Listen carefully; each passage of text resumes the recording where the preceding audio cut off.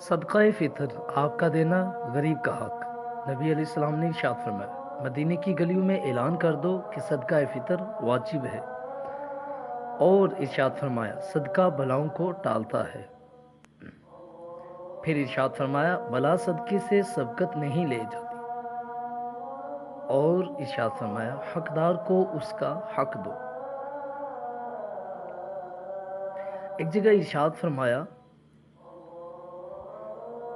جب تک صدقہ فطر ادا نہیں کیا جاتا تب تک روزہ زمین اور آسمان کے درمیان معلق رہتا ہے۔ ایک جگہ نبی علیہ الصلوۃ والسلام نے ارشاد فرمایا صدقہ کرنے سے مال بڑھتا ہے۔